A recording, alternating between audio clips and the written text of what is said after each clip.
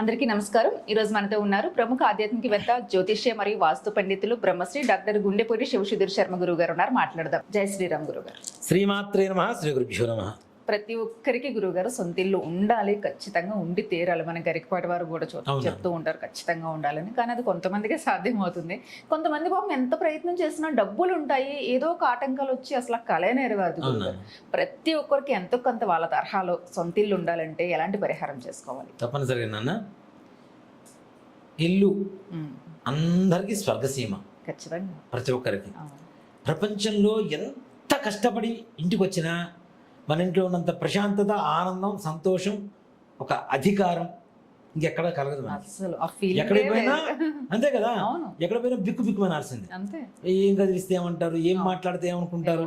కానీ మనం మనలాగా ఎక్కడ ఉండగలుగుతామంటే మన ఇంట్లో మాత్రమే. ఎవరి దగ్గరికి పోయినా ఏదో ఒక కాంప్రమైజ్ తప్పదు, ఏదో ఒక విషయంలో. మన ఇంట్లో మాత్రం కాలు మీద కాలు వేసుకొని కూర్చోగలుగుతాం. అంటే తినకపోయినా ప్రశాంతంగా పడుకోవచ్చు చక్కగా, తృప్తిగా. ఇక్కడ ఇంకోటి కూడా నాన్న, అద్దిల్లు, సొంతిల్లు. ఇప్పుడు మనం మాట్లాడుకుంటున్న వ్యవహారం, అద్దింట్లో కూడా స్వతంత్రంగా ఉండొచ్చు. కానీ ఆ అద్దింట్లో కూడా ఇంటి ఓనర్ వచ్చినప్పుడైనా అడ్జస్ట్ అవ్వాల్సిందేగా. అవును, మన అన్న ఫీలింగ్ ఉండదు లేదుగా.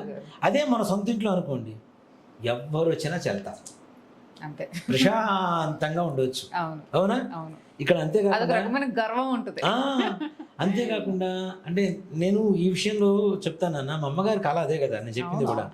ఒరే, నా ప్రాణం పోవడం సొంత ఇంట్లో పోవాలరా అనేది. దానికోసమే నేను కలగని అప్పుడు మన గోకర్ణ మోక్షనారాయణ బలి చేయించుకొని రావడం, దానివల్ల ఏదో పనులు తొందరగా ఇల్లు కొనుక్కోవటం, ఆ ఇంట్లో ఆమె 4 సంవత్సరాలు ఎంజాయ్ చేయటం చక్కగా. ఇంట్లో ఏది ఎక్కడ పెట్టేది ఆమెకి అర్థమయ్యేది కాదు.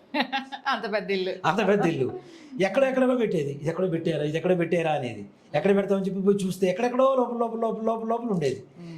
సో అంటే ఆ సొంతిల్లు అనేటువంటిది ప్రతి ఒక్క పెద్దలకి ఉండేటువంటి ఒక కళ.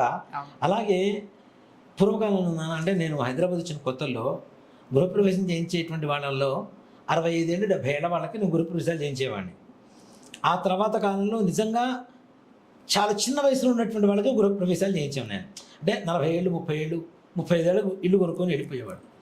మరలా పూర్వకాలపు మళ్ళీ పరిస్థితి వచ్చేసింది. ప్రతి ఒక్కళ్ళు ఇల్లు కొనుక్కోవడం అనేటువంటిది గొప్ప విషయం కాదేమో, కానీ కొనుక్కున్న ఇల్లు లోన్లు కట్టకుండా పోగొట్టుకోకుండా ఉండడం అనేది గొప్ప విషయం. ఇప్పుడున్న విషయం. ఈఎంఐ వచ్చేసరికి కట్టాలి అంటే కష్టమైపోతుంది. చాలా మంది ఏమనుకుంటారంటే మనం అద్దె కడుతున్నాం కదా, అద్దె డబ్బులు ఈఎంఐ కడితే సరిపోతుంది కదా అనుకుంటారు. కానీ అవ్వదు, కాస్త ఎక్కువ పడుతుంది, బడ్జెట్ పెరుగుతుంది. బడ్జెట్ పెరిగిన తర్వాత ఆ ఇల్లు లోన్లో మళ్ళీ బ్యాంకు వాళ్ళు స్వాధీనపరచుకోవడం, దాన్ని మళ్ళీ ఆక్షన్లో వేయటం, ఈ రకం అలాంటి ఇళ్లను కూడా ఎవరు చాలా మంది తక్కువ మంది తీసుకుంటున్నారు. ఎందుకంటే వాడు కట్టలేకపోయాడు కదా, ఇంట్లో పోయిన తర్వాత నేను పోతే నాకు కూడా ఇదే పరిస్థితి వస్తుందేమో ఓ భయం. అట్లాగే కొంతమంది ఇళ్ళు స్థలాలు ఉంటాయి, కడతామంటారు, కట్టలేరు. నిన్న ఇందాక మన దగ్గర హోల్డ్ వచ్చారు కదా భార్యాభర్త, వాళ్ళ బావమరిది ఎక్కడో నిర్మల్లో ఉంటాడు. ఇల్లు కడుతున్నారు నాన్న, మధ్యలోకి వచ్చింది ఆగిపోయింది. ఇప్పుడు 2.5 years అవుతుంటారు. నేను మట్టి తీసుకొని వస్తే ఇట్లా పరిస్థితి బాగాలేదు, ఇది చేయించుకోండి బాగుంటుంది అని చెప్పి ఒక పరిహారం చెప్పి, అట్లానే ఇల్లు కట్టలేకపోవటం. అంతేకాకుండా కట్టెని ఇంట్లో మనం ఉండలేకపోవటం, ముఖ్యంగా ఇది కూడా ఒక పెద్ద బాధ. ఇల్లు కట్టుకుంటాం బ్రహ్మాండంగా, ఉన్నటువంటి యూఎస్ఏకో బెంగళూరుకి ఎక్కడికో ట్రాన్స్ఫర్ అయిపోతుంది, ఇంట్లో మనం ఉండవు, ఇంకెవరో ఉంటారు. అవునా? అది అమ్మాల్సిన పరిస్థితి. నిజంగా ఇప్పుడు చూడాలంటే నాన్న, హైదరాబాద్లో మొత్తం వుడ్ వర్క్ చేయించుకుంటారు, నీట్గా చేయించుకుంటారు, టక్కన అమ్మాల్సిన పరిస్థితి వస్తుంది. వాళ్ళు వేరే ఊరు వెళ్తున్నామని చూస్తున్నారు, ఊరే వెళ్ళాల్సిన పరిస్థితి తెలియదు, నిజంగా అప్లై అమ్మాల్సిన పరిస్థితి తెలియదు, యోగం ఉండదు. అలాంటి యోగాలు కలగాలన్నా, ఇల్లు కట్టుకోవాలన్నా, ఇల్లు కొనుక్కోవాలన్నా, కొనుక్కున్న ఇంట్లో మనం శాశ్వతంగా ఉండాలన్నా, కొనుక్కున్న ఇల్లు మనకే శాశ్వతంగా ఉండాలన్నా ఒక మంత్రం. కొండ ఒకటే కదా, ఇవన్నీ ఉన్నాయి. కొంతమంది కొంటారు అమ్ముతారు, అదే పని కింద ఉంటారు, పిల్లలు మార్చినట్టు. సో కాబట్టి ఇవన్నీ కూడా యోగాలే. సగం కట్టిన ఇల్లు పూర్తి కావాలన్నా, అలాగే స్థలం ఉంది, స్థలంలో కట్టడానికి అవకాశం కలగాలన్నా, ఇల్లు మొత్తం సంపూర్ణంగా కట్టుకొని ఇల్లు. కొంతమంది ఉంటారు నాన్న, 4 ఫ్లోర్లు వేస్తారు, ఏది పూర్తి కాదు. కింద గ్రౌండ్ కూడా పూర్తి కాదు కొంతమందికి.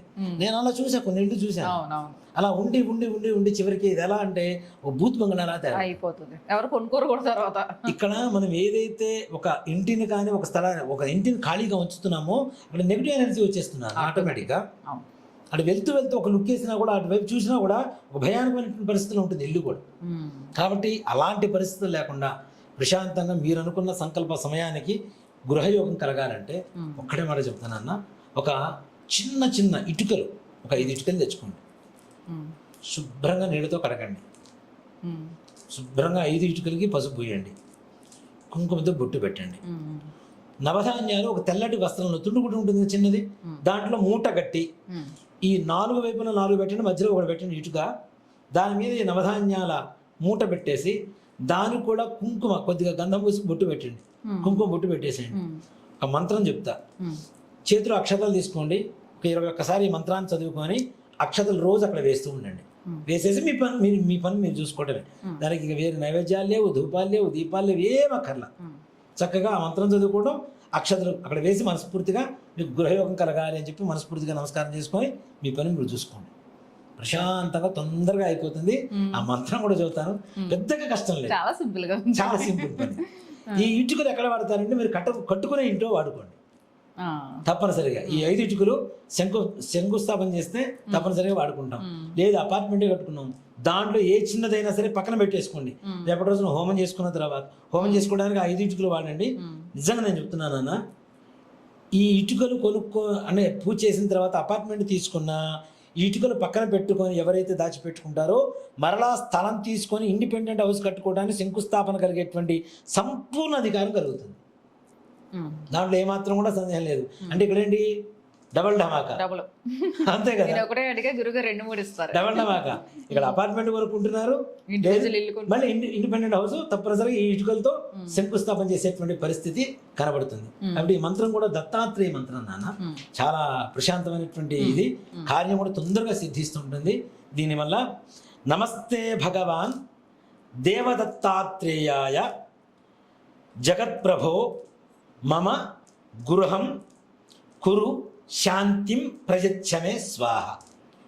ఈ మంత్రం నమస్తే భగవాన్ దేవదత్తాత్రేయాయ జగత్ప్రభో మమ గృహం ప్రశమనం కురు శాంతిం ప్రయచ్చమే స్వాహ.